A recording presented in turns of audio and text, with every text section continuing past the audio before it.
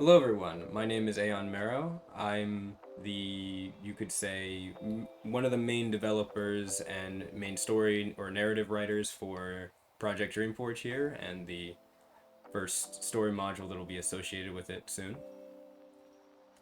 And I'm Eli. I'm one of the creative directors that helps out wherever I'm needed. Right, so we wanted to show today a little, I guess I should say, this is one of the first videos we'll have in a kind of series, maybe mini series or longer series, which will be a how to play guide, so to speak. We wanted to touch on different aspects of the system and the overall game because we have a lot of people that are now interested in trying out the game and wanting to kind of get into the weeds of things, especially with how to make different builds and how different aspects work and how it's different from things like 5e or Pathfinder, etc., etc. So we wanted to have a little video that could do most of, well, not most of it, but do different parts of that. Today, we're going to be focusing specifically on how you actually make a character, but we will be having some other how to play guides about different aspects, whether it be combat, maybe the classes specifically, even some of the lineages, and kind of break some of those things down more specifically. But like I said, today we are going to just be doing how to make a character a step-by-step guide, or I should say your wanderer, as is often a keyword used to describe a character. So we introduced ourselves, Aeon and Eli. We're going to begin kind of with the main portion that we expect most people to begin with. We should say, or we should add, that any way you want to make your character is up to you. If you want to start in class, for instance, if you want to start in equipment, if you want to generally just kind of think about the idea of what you would like to make after reading through a bunch of different things, we recommend that as kind of a first for anything. Just look through the system, look through some of the lineages and classes, and see just an idea of what you might want to make before you kind of get started with anything. However, this is just going to go through the recommended way we suggest you would create a character. What we're choosing today is a lupin. They are large, kind of anthropomorphic wolf people. Or, yeah, wolf, hound, dog, kind of canine like people. Here, what we're going to be doing is a lupin. Lupin's Howl is the name of their kind of sublineage or sub-race, often some certain people call it. Direwolf lupin. But for our core lineage, I should say, the following things you get are dictated based on your choices here, as we mentioned earlier. So, in the Lupin's case, you get your type, as I mentioned before, which is Beast, or in parentheses, Beastkin, because for some effects, spells, and certain feats, it's kind of important depending on what you're looking at. Also, your trait scores and health modifier, which we will be getting into later in explanations, as well as our decisions for choosing this one. Your age range, size, and speed, all of these things will normally, as I scroll up here, will normally be put up here, and I will move those as you'll see later in the video. But for now, we're just kind of straight copying from the document as we would kind of want other people to do when they're making their character, just so it's a little bit easier to do. If you prefer to have your stuff down there where the lineage section is instead of up here, that's fair. Some people put little spark notes here, or they choose their options, like maybe if we decide to make our character, let's go with 23, or something like that. We might put it there, size, etc. Your languages as well. Some people prefer to have their languages real quick on the first page just so they can get to them quickly, etc. Cutting back, however, to your other core lineage options, you get the other two extra features, similar to how we was mentioned in the previous section. This one for Lupin is Keen Senses, which, much like hounds, the hounds they resemble. Kitsune, it says Kitsunes here, as we have said many times, we are still in a little bit of early development, so there's sometimes still typos and such like that, certain things that get moved from other creatures, but if you were wondering, Kitsunes also get this kind of key feature. Some core lineages share certain features. There's just to make them kind of in some ways different, but there we have some other extra things we add to them. But in this case, Keen Senses is a common one shared around between canines, and I believe Kitsunes would be candids. I don't know exactly the specific animal terms, I'll admit. So we'll just fix this right here in our document. So lupins with heightened senses. You are versed with resourcefulness, inspection, and astuteness, awareness. Those are 2 skills. Again, when we get into the trait scores and such later, we will be talking about what these different skills can do. So for now, the only important thing to note is that you are versed with them, and again, will be talked about in the skill table. The second thing, Ancestors Howl, because of your instincts, you're living among the wilds. Lupins are versed with scavenging. That's another skill. And additionally, you are also able to communicate simple ideas and information with other canine-like beasts, wolves, hounds, dogs, etc. Hounds, dogs, same thing, etc. The DM has some determination on what those specifics are, but again, another unique little feature you get. Getting into the lineage abilities, however, and as well as probably the sublineage we chose, I'm going to let Eli take over for that, and go ahead and take it away. Right. So technically, choosing a sublineage is also one of those lineage abilities. So you technically don't have to if you had the option to take more lineage abilities from something else instead. But in this case, we did want to have that dire wolf sublineage option. Your sublineages give you other smaller but unique abilities. They also increase your trait score, and with the dire wolf, you get resilient wolf. You get a bit more vigor. Your health is a little stronger because of your enhanced size. You also get heart of the pack. Because of this size increase, you also get a damage resilience. So you take less from certain types that are listed here. And as you grow, so does your resilience. And so that lineage ability was 2 points, as most sublineages are, which gives us 3 more points to choose.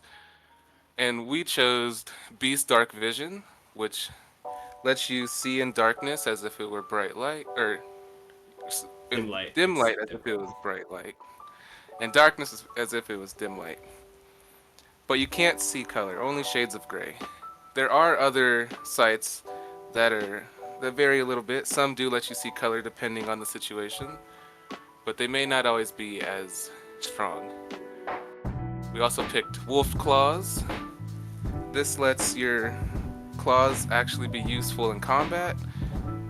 You can use an attack roll to deal slashing damage, and as long as you have one hand open, you are able to do so. When you do so, you can't make too many attacks necessarily without, seeing some negatives along with that. The more you attack, the sloppier attacks get, but eventually, when you're using your claws and you get stronger, your claws do more damage, and you are able to make rapid attacks in quick succession without some of the usual negatives that come with that, which is explained in our map, or multiple attack action penalty, which we'll be getting to later in our combat videos. Then lastly, we get heightened reflexes / senses. So this gives you versed in awareness, though Lupin already have versed in awareness, so instead they gain a +2. And you get the tracking skill. This is a skill that we'll talk about more later, but it's a very useful one when you're trying to find certain things in the wild. Now here you'll see the lineage channeling. Now some races, some lineages have the option to channel innately. It's not something they get from a class, but just something they're born with. Lupin are not one of those lineages, so for now we'll just skip over that. And lastly, we have our lineage feats. These are things that each type of lineage gets to pick, and as you level up, you gain more of them. And so the one we chose first was Predator's Mark. Now this, as a free action, allows you to mark your target as you melee them.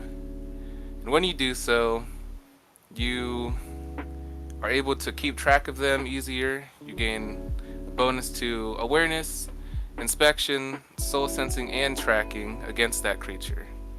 So if they somehow get away, but you have a mark on them, then you'll be able to find them much easier than the average person.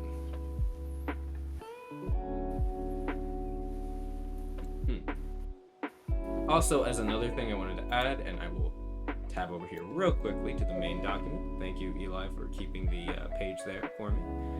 We wanted to briefly mention, not exactly explain, obviously you can read it if you want to pause, but we wanted to kind of give an example of a little bit more of a special lineage feat that has some more stipulations to it. As we mentioned, part of the game and system is kind of making a special build that you can call your own. Whoops, tap the mic there. You will see this one called Moon's Call. Another option you can choose, it has the requirement of first level. So that just means the level you need to be to at least be able to choose this lineage feat. And similarly, the lineage type, it says, or the lineage requirement here, it says is Lupin. Misspelled there, but you know, Lupin. And it also has, between 2 stars, Fool only. So this is an example of a lineage feat that, despite it also being you have the type, you have, we'll say, the lineage requirement as well of Lupin. If you were, say, mixed with Lizardkin or Grace Touch or a Kitsune, you wouldn't be able to choose this specific lineage feat despite you having the other requirements because it says Fool only. Just wanted to clarify that because we've had that question before. That's what that is basically saying. And yeah, that's effectively all that I wanted to add just on top of that. I believe Something else we could look at. When you pick your lineage feats, it's important to look through the list for later feats. Again, some have a level requirement you may not meet at the moment, but there are some you can unlock later on. And some of those lineage feats you unlock later on require others. So specifically, our Predator's Mark that we chose has a version that is upgraded later.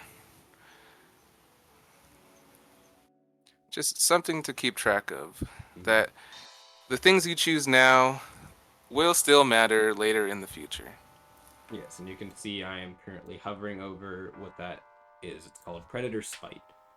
And you can see how it changes or evolves, so to speak. But yes, I believe outside of that, however, we will move on to the next section, which is your background. So we decided to pick the Wildlander background for our character because our Lupin, being so in touch with the other types of wolves and beast-like creatures related to wolves, kind of felt right to have them be one with the land as a Wildlander.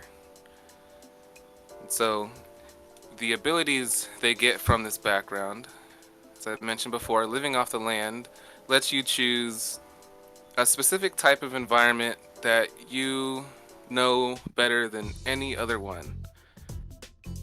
And for our example, we're going to choose temperate forest, as most wolf-like creatures tend to live. This gives you certain bonuses while you're in the forest, specifically a bonus to passive awareness, inspection, knowledge bestiary, knowledge nature, and scavenger. You gain increased reflex movement and a base speed increase.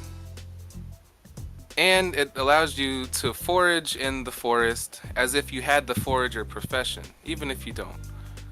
And when you do so, you gain additional drops, whether it be fruit or veggies or whatever you're foraging for.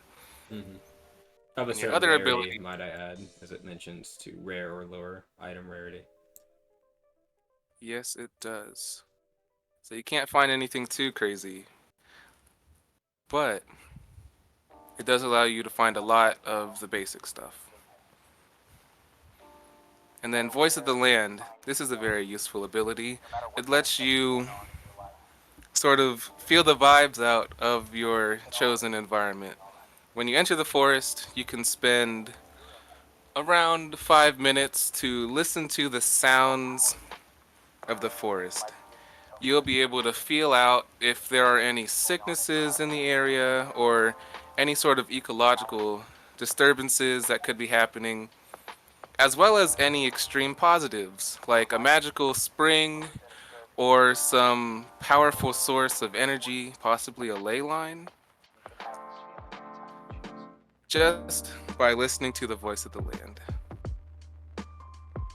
Yes, the trees do indeed speak sometimes. It's important to listen to what they have to say. It Sometimes may it's a just matter of save you. life or death. I wanted to real quick jump in as well and add that going to some of the more less feature specific, or I guess it's features, but in a different way, we chose a additional language as we were given an uncommon language of our choice, and we chose Alto. So I wanted to briefly say what that was, because when you look in the section, if you were to play the alpha, you might not see this language there.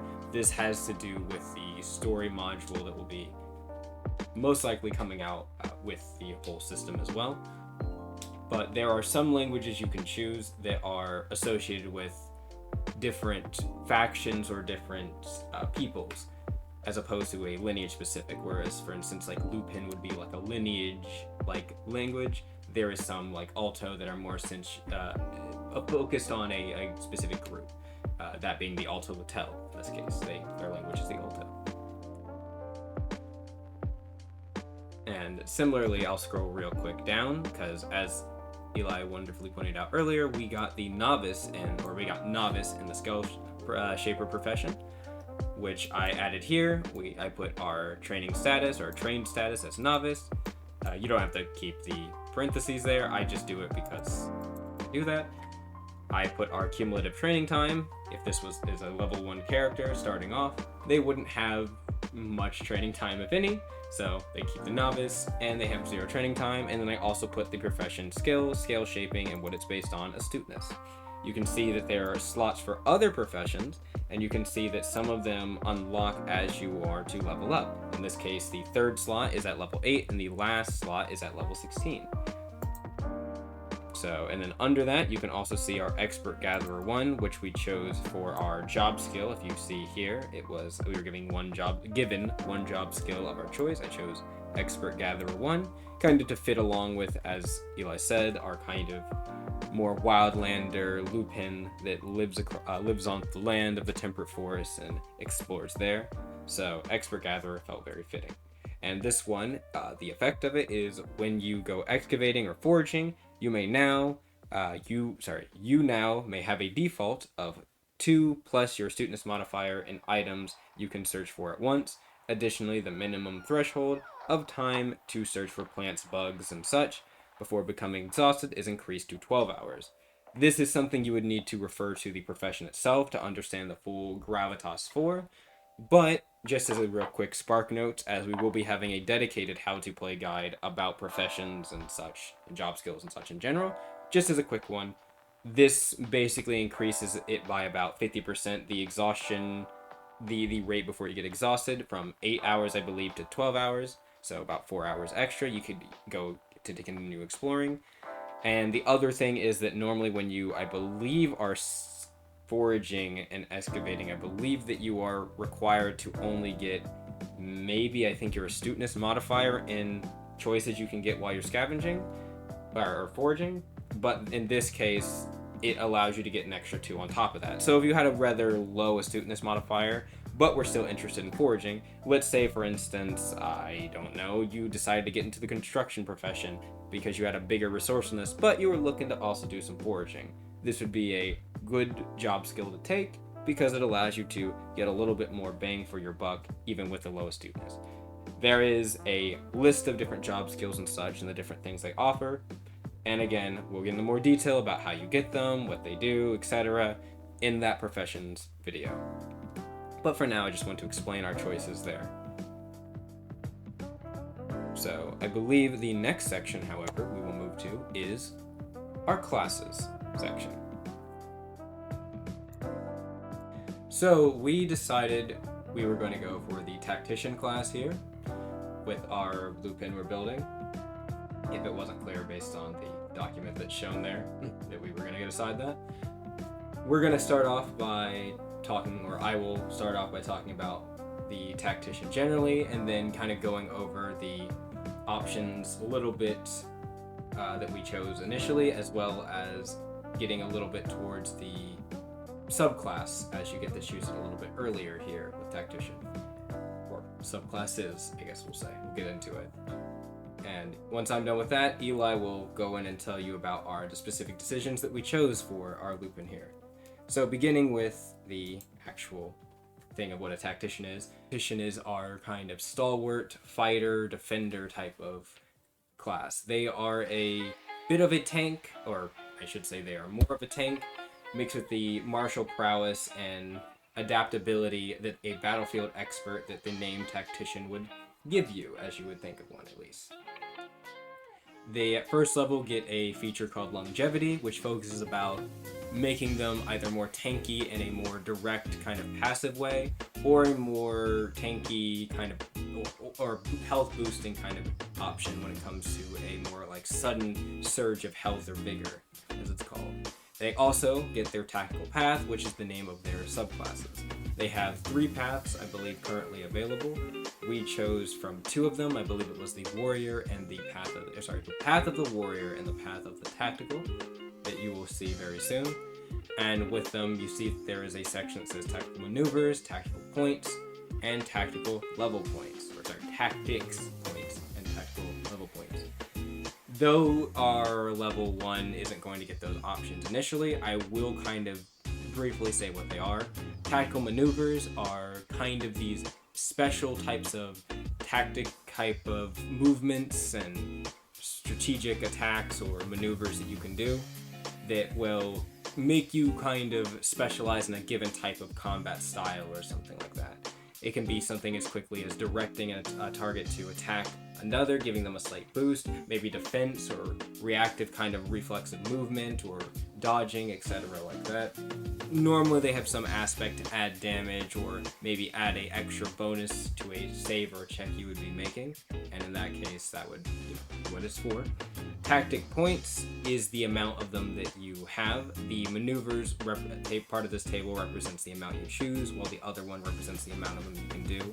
I don't believe if it's I don't remember if it's a short or long rest. I can real quickly go to it. You can see that it is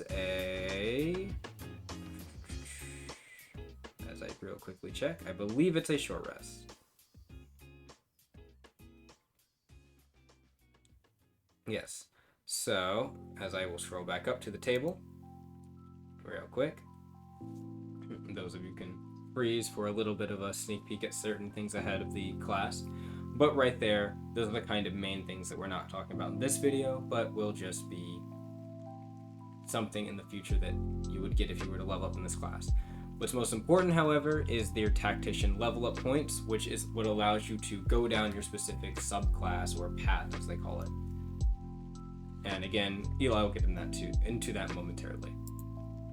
But beginning, what you get for being a tactician is a couple things. Your health die, or hit die, however you want to say it. That is a D10 for tacticians, as we said, a bit more tanky, or on the tankier side of things, so they get a little bit more of the higher health pool.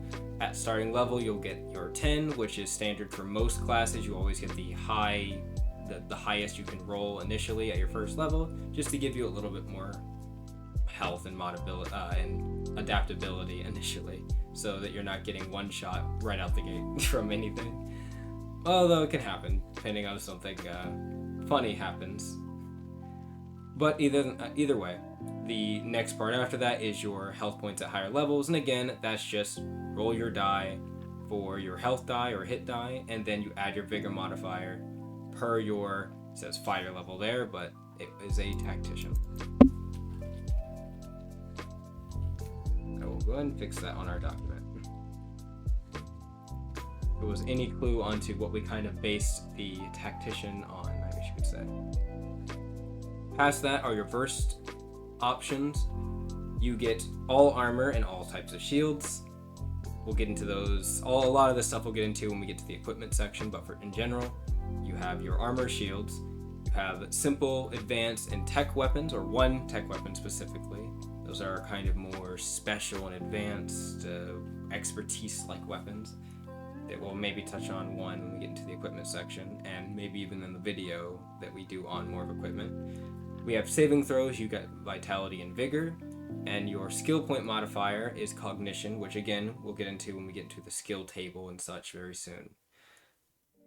As for skills, they get 4. We decided to choose fitness, injury, instinctual, and knowledge local regal. And again, when we get the skills, we'll touch on what each of those exactly mean, but it kind of fits our more wildlander, wastelander, I guess you could say, Lupin, who lives off the wilds and has kind of focused on different aspects of surviving in that standpoint. But with a little bit of a tinge on being adaptable to the environment, we wanted to give them a bit of knowledge local regal, so they would at least know the ins and odds of going around certain civilized areas as well. So not entirely out of the loop when it comes to things. Moving ahead, we have our starting gold. We'll go into when we get to equipment, but for the most part, every class gets a certain amount of starting gold, and sometimes you get an extra item or something that might be tied to that class specifically. But in any case, for them, it's 150 gold pieces, and no extra equipment, I believe. Though it does say if you get anything in addition to the equipment from your background, which, if you remember in the Wildlander, you got, I believe, a couch of 10 gold and some other things. Continuing on, our Tactician path. This is, as I said, the subclasses. You have your Path of the Scout, Path of the Tactical, and Path of the Warrior. I'm sure Eli will probably maybe briefly touch on what each of those are, but for the sake of things, those are the 3 that are available right now. You get level up points as you level, as I said earlier, and how you wish to use them is entirely up to you. And our first ability as well we get as being the Tactician, just stock, is longevity. There are 2 options when it comes to longevity. There's vigorous, which boosts your maximum health by 4 and then increases it for 1 level, or 1 per level you have in this class, making you kind of a passive higher tank, I guess you could say. While the other one, which is called sudden vigor, which I will scroll down to briefly here, is something that gives you a surge of health and stamina given a specific situation. So let's say you've taken a decent amount of damage and you want to quickly get some health back real quick because you're worried about taking a significant amount more or just chip damage knocking you down. This ability allows you to do that, and you're only able to do it a short or long rest, so you get it back after one of those things. We chose Vigorous here just because we wanted our Direwolf Lupin to be a little bit more of a passive tank, as opposed to having to rely on using their action to give them that sudden surge of vigor. We wanted to give them that passive amount. But after that, we have our path choices that we made, and I will let Eli take it away from there. Right, so at level 1, a Tactician gets 2 of their level points. And the way Tactician works, you can go into one subclass fully, or this class and a couple others let you split your options between different subclasses. So with our first point, we chose Path of the Warrior. Path of the Warrior focuses on your general melee weapon skills, bolstering your attacks, and giving you small bonuses that you can increase as you go. With this first point, we chose the One-Handed Striker. This ability costs 1 point, and you're able to purchase it multiple times. Not all skills you can purchase multiple times. In this case, you can purchase it twice. This allows you to gain 1 point of additional damage when you're wielding a one-handed weapon and making an attack with it. This weapon can be versatile, though you still have to be using one hand to use it. And when buying the skill again, that +1 goes into a +2. With our second level point, we chose a skill from Path of the Tactical. Path of the Tactical is a little more versatile. It gives you some active maneuvers that you can choose, and it specializes in battlefield management. And with this ability, it was a single point to spend as well, but you could only purchase it once. And this one gives you the striking slash active maneuver that can be found on chapter 5, where the rest of the feats and abilities are, specifically in the blade wielder ability tree. And this ability is listed above where we keep our active maneuvers. The striking slash. It's an initiator or transit, which we'll focus on more in our combat related video. But basically, it's a very versatile move where you can use throughout different phases. And when you use this maneuver, you get to deal an additional bit of damage when you're using a one-handed melee weapon. And when you do so, hit or miss, you can go into a certain tempo, which give you more options and allow you to finish your combos.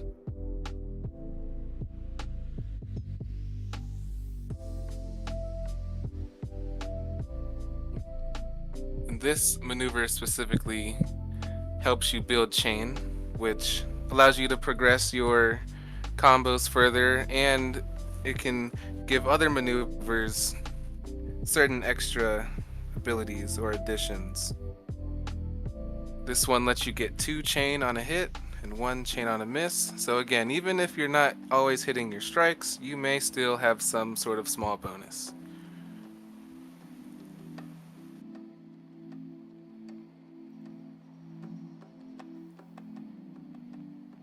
We decided to use the point buy system for our created character here. Using the rolled method does allow you to get higher stats than the point buy, but it leaves a lot of chance. And with the point buy system, you can guarantee a very reliable set of stats. So what we did first was put 7 points into our vitality, which gave us a 15. And having a 15 plus our +1 from the direwolf sublineage allowed us to have a 16 trait score and a +3 modifier, as we wanted to have a character who was a little stronger and probably focused on melee combat. Next, we put 2 points into agility, giving us a 12. That combined with our +2 agility from our core Lupin trait ability gave us our 14 score and a +2 modifier. Now, as a melee character, you may find yourself wearing armor. Some armor allows you to have a higher agility, but other heavier armors tend to give you a maximum amount of +2. So we haven't decided that yet, but having that +2 is a very reliable number, especially for a melee combatant. We then chose to add 7 points into vigor, which gives us our 15, and then an additional +1 from our other increase from our core ability from Lupin to give us another 16 score and a +3 modifier. Now, vigor is fairly important, especially for a tank character, because vigor is always added to your health. So having a higher vigor makes it more likely that you'll survive longer in combat. And so, with all the factors adding to our health, the 10 from the level 1 in Tactician, the 3 from our vigor, the additional 3 for the health modifier as a Lupin, and then the 4 for our longevity class feature, we have a starting health of 20. Next, with our social traits, we decided to put 5 points into cognition to give us a 14. And cognition is reasonably important for the tactician because it allows us a higher amount of skill points, which we'll get into in the next section. We decided to put 2 points into resourcefulness to give us a 12. Resourcefulness is reasonably important for our character. One, they were raised out in the wildlands, and having that resourcefulness helps a little bit just with general survival skills and their ability to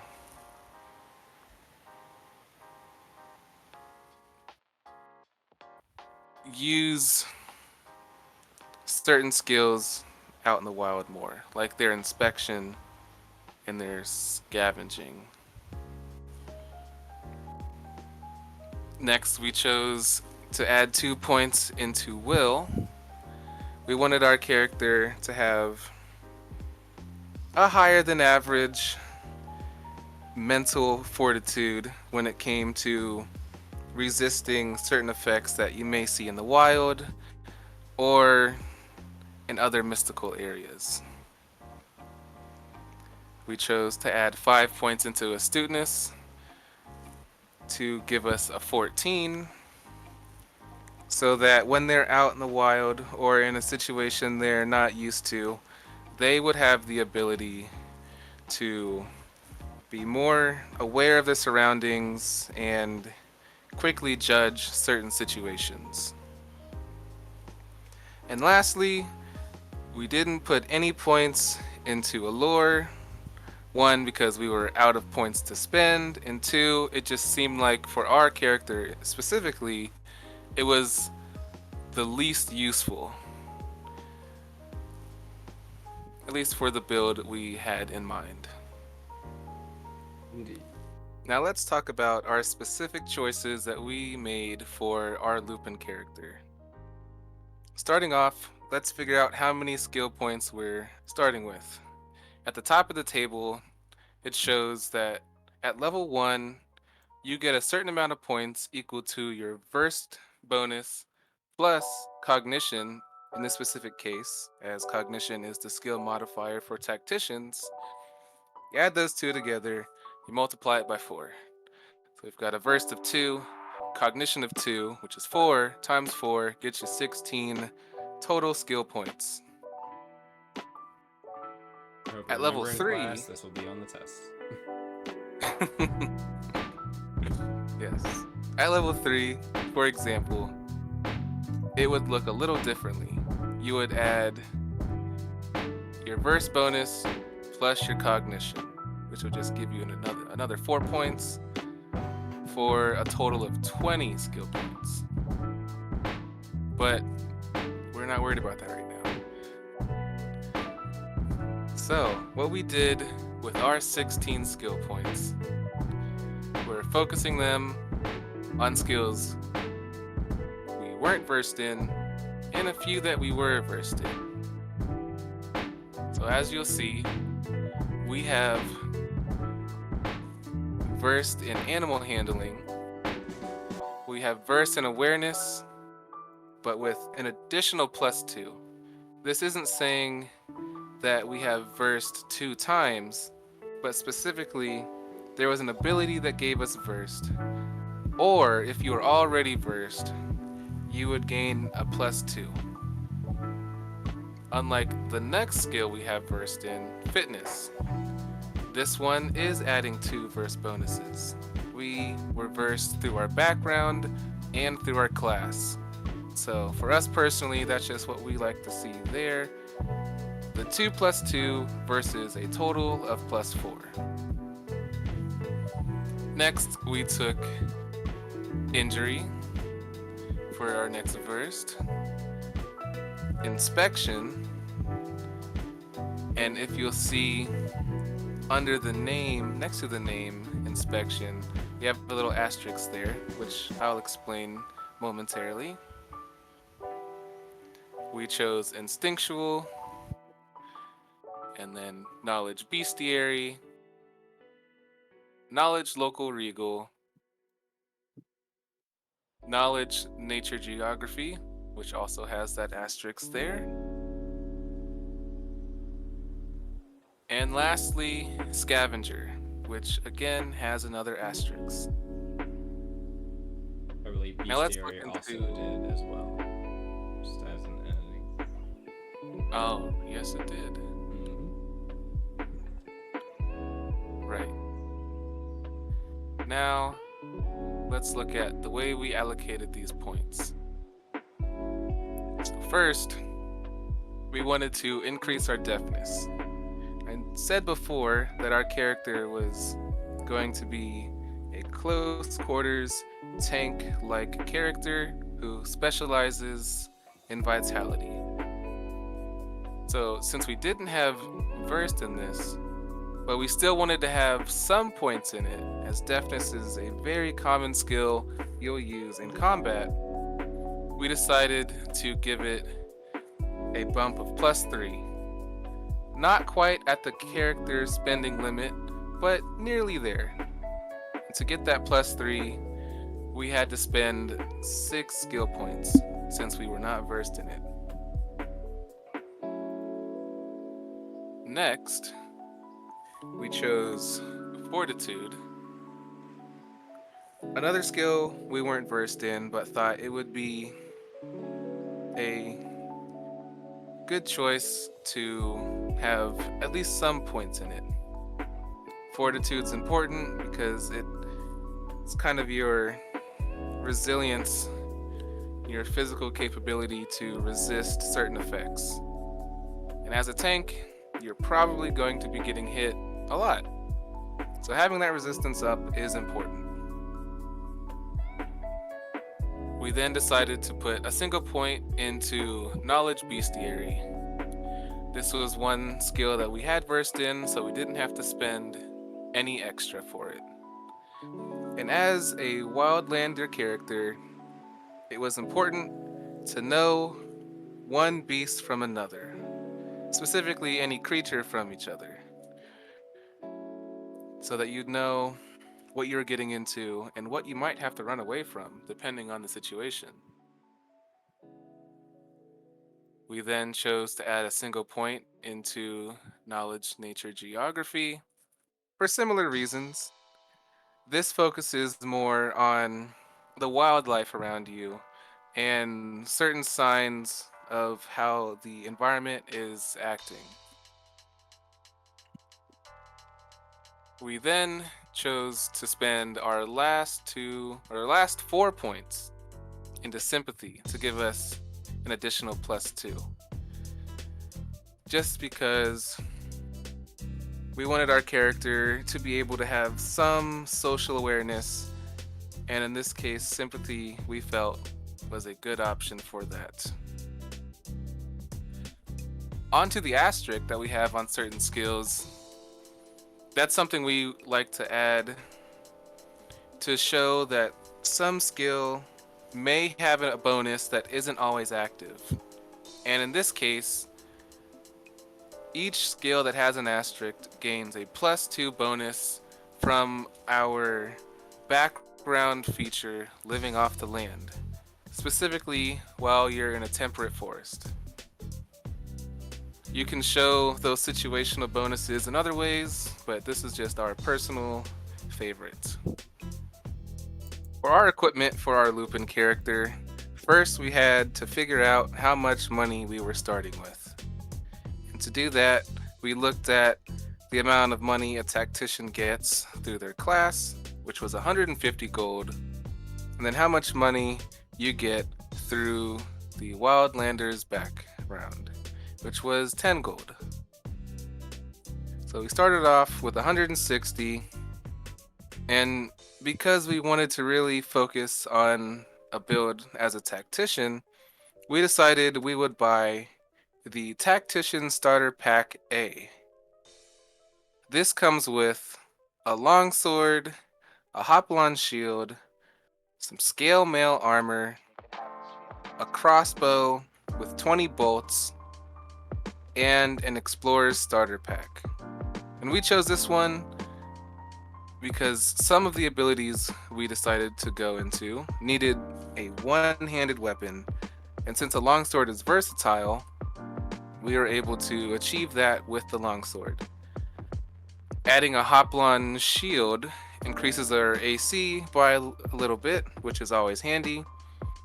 And with the scale mail armor, we get a very reliable bonus to our AC, and it does allow us to add our total +2 from agility.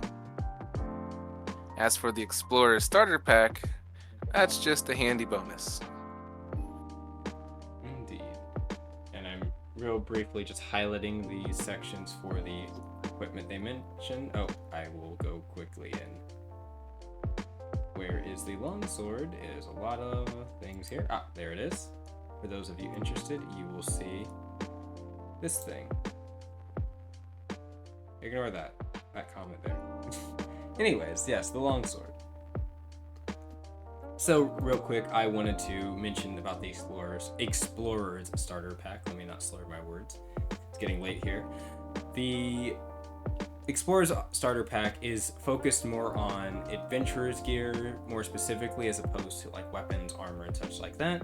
Adventuring gear can be stuff that kind of fits into the realm of equipment and items that can be used in and out of combat, so it's a bit of a mix.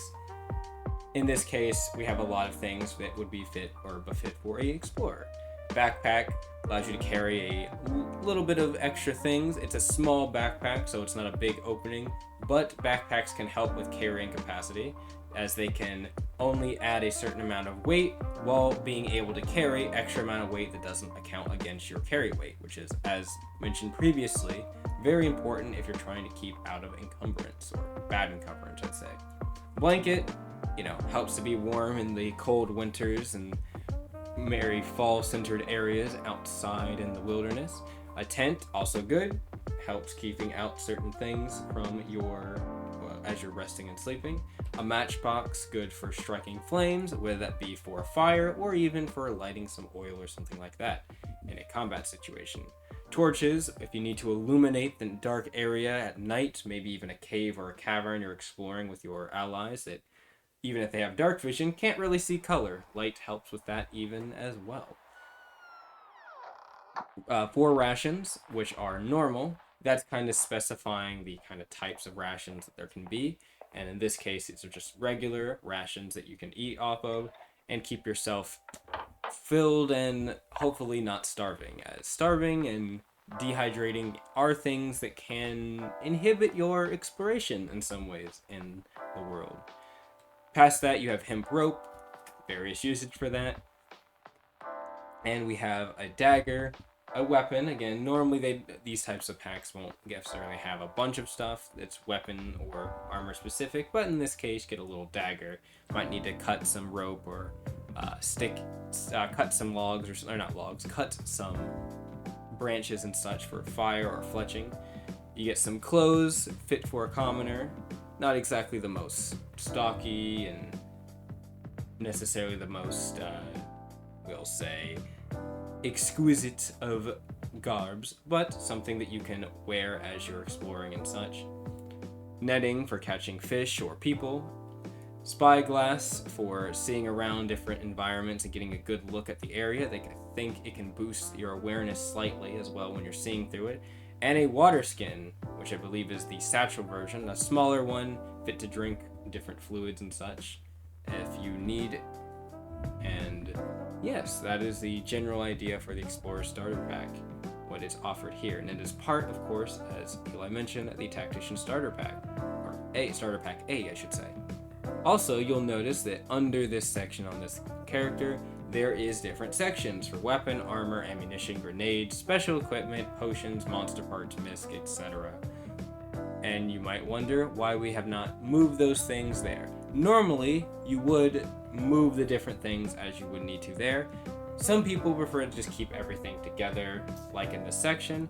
Other people prefer to break it down based on weapon, armor, etc. How you wish to do that, of course, is up to you entirely, because a lot of people won't worry about this because they have the inventory sheet, which we again will get into more in the equipment and items guide video specifically. That being said, we also didn't do it, be honest, because it's late and we're kind of lazy right now. So, avoiding that, we are basically done covering the most of our character here. Though, normally we would go on to the last bit of making a character. If you were, for instance, a half-caster or channeler or a full channeler, we would go on to spells. However, a tactician, naturally at least, doesn't really have spells or any types of incantations like that. So if this is where you were doing your martial, well, you're done here. At that point, the only thing left to do would be to organize your different things how you want, enter different things where you need to enter them, link things as you would, as you can see where you'd want to link your inventory Google Sheet, right there in the equipment, and then just check with your DM that everything is on the up and up before adding any character traits, backstory information, and such. And while of course this is a guide video on how to do that, for the sake of things, we'll leave that up to you. But, of course, we will try to have some art, some display of what we kind of envision our little tactician, Lupin, direwolf is here. So with that out of the way, we'd like to thank everybody for coming along and watching this video. And hopefully we have made this a little bit more easy for you to understand how building a character and such works. Of course, we will have more videos in the playlist that you can find that will focus on different types of classes, whether that be half-caster or full channeler, etc. And we'll even have some videos in the future that focus on higher level characters by default, getting in a little bit into the more build-oriented such, as this is a bit more of an early look at how you make a character, as most people start off at level 1. And even then, there are still a lot of options. I believe that I'll let Eli take away here for any closing statements or comments he wants to make before we finish out here. We appreciate everyone who made it to the end of the video. Again, I hope everything that we had to say helped in your character creating journey. Please check out some of our other socials and such if you are interested in some of the art and the development of the project generally. If you are curious and want to try to play in a game yourself, whether that be in one of our own sessions hosted on our server and Discord, or potentially with some of your friends and a DM of your choosing that you'd like, you can go into our Discord where you can check the box to become an alpha playtester, or you can go into our Discord and find the section that is tailored for the Alpha 3 content, where you can find all the links to most of this stuff, including how to make where your character is, or character sheet can be found, as well as where to go for how to make a character. And of course, if this video is not enough for you. And we are always in the Discord, normally helping out people as they have questions, adding additional comments and updates as the project is developing.